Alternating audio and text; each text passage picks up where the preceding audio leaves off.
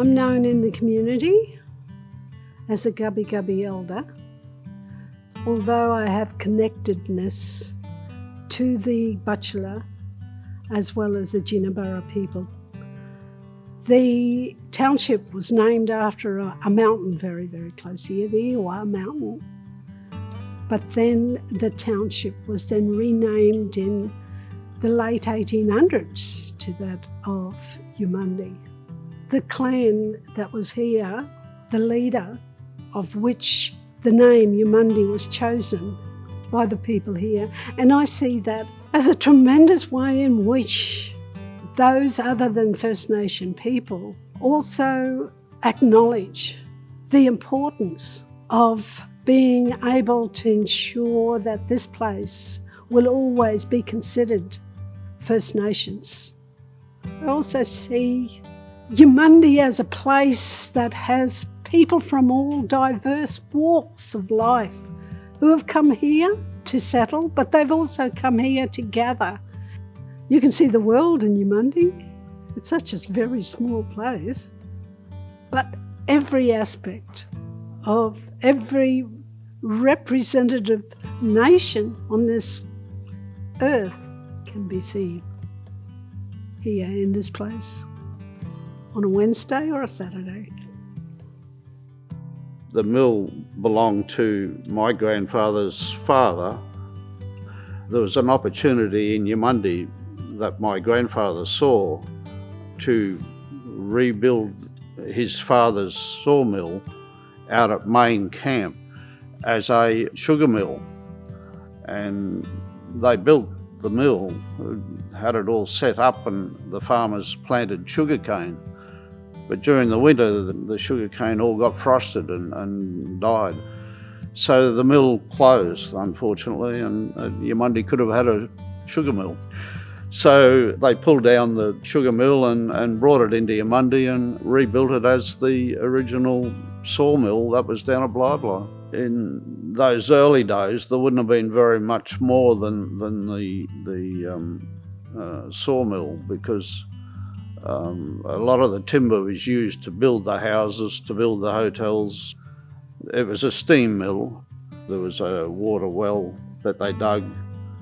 The starting and knock-off time was blown from the steam through a whistle that my grandfather made, and it could be heard all over Eumundi.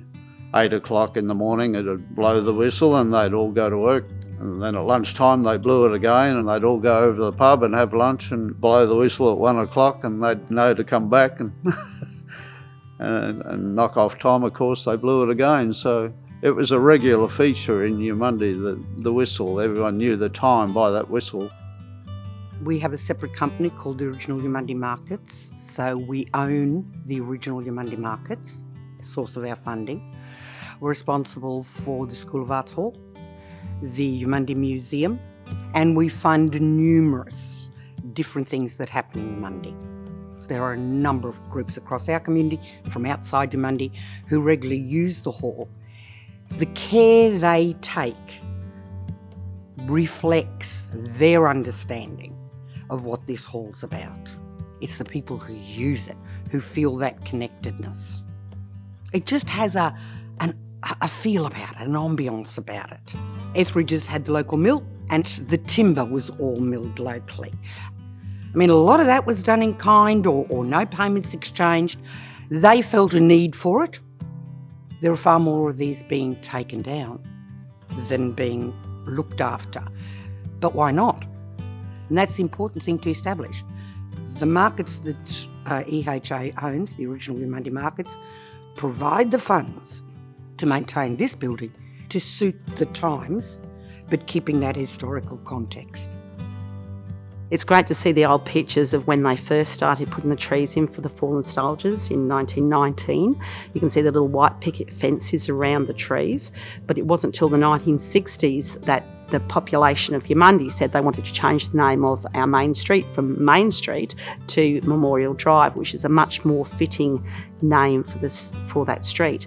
And it also gives the town its character. Without those trees, our town, I don't think, would look the same. Also at school, our Anzac Day ceremony, those trees become part of that Anzac Day ceremony, where we walk along the street following the procession down and we stop at one of the trees. The bell rings 20 times for the fallen soldiers, and the bell came from the Catholic Church up Gridley Street. They post the wreaths, and most of the wreaths are made by the school children, and it's really significant being under the trees, and everybody's really respectful. You don't hear a word out of the children. Being under the trees, it sort of makes it more special. So that's a really, important place in Eumundi. Well, I was born in Eumundi 78 years ago, and lived here ever since, mate. Yeah. And we did mechanical repairs and sold petrol and spare parts. Yeah. I worked with my brother for 20 odd years, and then I bought it off him. Yeah, tractors and cars and just rotary hose, just about anything. Yeah. I used to do a bit of work for Bert Rudd's car. That was Kevin Rudd's dad. I think it was a blue, like an old Dodge or something like that. Yeah, he was a good bloke. Yeah. But I used to be pretty busy and what have you, and somebody had a flat tyre, I'd just pull it out the front there. But I wouldn't block a footpath. But, a lot of people did call me Curbside Motors instead of Eumundi Motors. Yeah. When I was young and we first arrived here on the Sunshine Coast from the Torres Straits, my father brought us children down here. And Eumundi was one of the first places we stopped off on. I remember us camping in the park there for a few days, and it seemed to be a place where people on their travels would come, whether they were coming from down south or up north, they'd land here. This was a place where we always came back to. Everyone used to go to the Eumundi Hotel, and it was just like a really community hippie vibe feel. The kids would play in the park, people would come over in the park and hang out, and then they'd cook, and there'd be barbecues and people cooking out of the back of their cars. Now you can't drive your car through the park because it's all protected and it's all very well done and beautiful. But yeah, back then you could park up under the trees and camp there for as long as you wanted. But back in the 70s and 80s, this place was magnificent. You couldn't even imagine, if you didn't live here before, what it was like to actually live here and be a part of it. I've worked at the market, Eumundi Markets, for 26 years, having my own stall there for different products.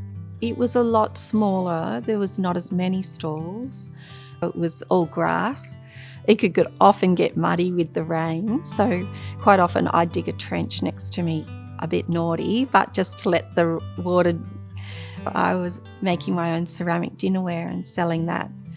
This is just one of the little bowls that we used to make with the feet, but I used to do the floral designs and fish and starfish, awesome, but we always worked in blue and white. And I made some awesome friends and acquaintances from the market, which people I'd never normally meet. So even to the point where one of my clients would come from America every year to buy my ceramics. My fellow stallholders were so wonderful to me. And in those days, it was more like a family that you had. It's such a great thing especially for women, because they can have that choice to be at home with their children, where in actual fact, I used to take my babies to the market. And I think the market's a wonderful thing for families that want to do that. They've really transformed it into a major, major event now. And there's really no other market like it that allows people to create and sell their own wares at a great place like Eumundi. Here's this gorgeous little town, markets,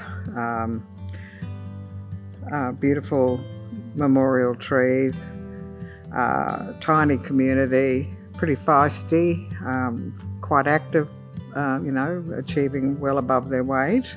I couldn't believe that there wasn't a little community magazine or newspaper, and there had been one that lasted 5 minutes years before. So I asked a few people around, and I set up Eumundi Green, which was a fortnightly magazine, and I was the editor and journalist, and my husband sold some ads. And so I carried that community role for a decade. I think most people would say I played a straight bat. You know, I had the fire in the belly for the community. I just thought it was a piece of, kind of modern day magic that was taken for granted. Our main place that we loved to visit and still love to visit was Dick Caplick Park, and that was named after Richard Caplick, who was a tree feller in Eumundi. But later on, he always loved nature and loved trees, and he went around and he replanted almost the whole town. And the kids just adore it. My son had his 6th birthday there, them all playing up on the roof of the little train there. Well, a few years back that got taken away when the whole park was revamped, but now it's back. My grandson goes on that roof quite often, and I remind him of the story of his father doing exactly the same thing. That was land where the old sawmill was, and the railway used to go through at the back of the park. And apparently Dick Caplick just decided to plant up that cleared land, and then it just morphed into a kids' park. It's hugely popular, and when you look at it, it's from 5-year-olds up to about 16-year-olds, all playing on everything. I've lived in Eumundi for almost 22 years and I grew up here. I just loved everything about growing up in Eumundi, growing up with the markets. One afternoon there was a little old lady sitting outside the Eumundi pub with a box of puppies. We walked past and we went, "Mum, please, please, please, can we have this puppy? Please, please." And she went, "No way, we've already got 2 dogs at home, we don't need another one." We wore her down. So we had this tiny little puppy that we got from the Eumundi pub. You know, what's more Eumundi than the Eumundi pub? And of an afternoon, after swimming, park, bakery, we would bring Dougal into town and go for a walk, sort of from the end of the housing all the way down to the pool and then back again. That was our little afternoon exercise.